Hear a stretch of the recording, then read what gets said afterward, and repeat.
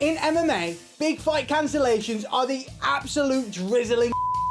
Our emotions are built up just to be desecrated into nothingness. I'm getting used to it now, but it doesn't mean it hurts any less. Remembering all the times MMA has made me want to punch a hole in the wall repeatedly, Combat365.tv takes a look back at the 5 worst UFC pullouts ever. Number 5, UFC 189. Jose Aldo injures his rib. Just 2 weeks before his UFC 189 fight against Conor McGregor, this injury spelled absolute disaster for the promotion. Dana White was so enraged, seeing as the UFC had just up millions of dollars on a promotional tour, he buried Aldo to look like a chump more than a champ. In the end, Chad Mendes was drafted in to face Conor instead, the man who McGregor called so small he could rest his ball bag on his head. And that he did. Not literally, of course, as McGregor smashed Mini Mendes in round 2 to win the interim title. It wasn't quite the same, but it was kinda good enough to salvage the day. Number 4, UFC 151. Jon Jones, the murderer. The light heavyweight title was set to be defended at UFC 151. That was until Dan Henderson pulled out through injury just days before. The UFC tried to solve this by booking Chael Sonnen in his place, but champion Jon Jones straight up refused. With no other marquee fights on the card, the UFC did the unthinkable and burned the entire show to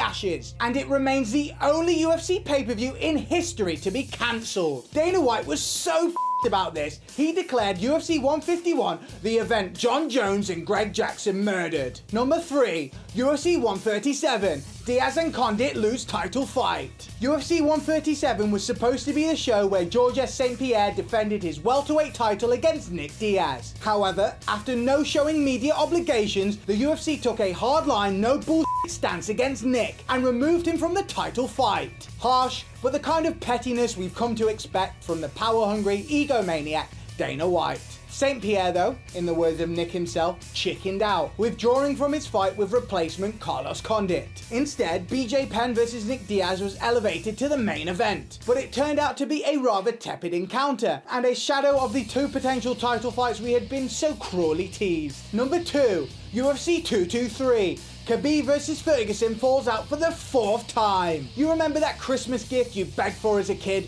only to be met with the bleak disappointment of something totally unrelated? Well, that is how we describe Khabib Nurmagomedov vs Tony Ferguson. 4 times our dream of the elite clash has crumbled to complete At UFC 223, the MMA gods once again proved why they are as a torn ligament suffered by T-Ferg 6 days before the fight sent fans into frenzy. Featherweight champion Max Holloway was drafted in, but he too fell foul to the fight's curse following a botched weight cut. Losing 2 potential main events in the space of a week, Dana White reacted as any rational man could, vowing never to attempt to book that fight again. Number 1, UFC 200. Jon Jones flagged by USADA. Jon Jones versus Daniel Cormier at UFC 200 was supposed to be the biggest unification fight in history. Instead, it once again highlighted the self-destruction of Jon Jones as one of the sport's biggest travesties. 3 days before the landmark event, Jones was pulled from the card for a potential anti-doping violation, whilst Cormier proceeded to have a full-on hissy fit,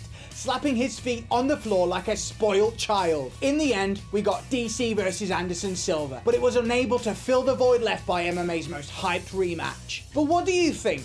Have we missed any terrible pullouts that you think should make the list? Let us know in the comment section below. And whilst pullouts and cancellations are the absolute worst, one of the best things about MMA is when people start chatting. Click the video on the left to see the 5 craziest MMA rants ever. And don't forget to subscribe to Combat365.tv for more hard-hitting combat sports content.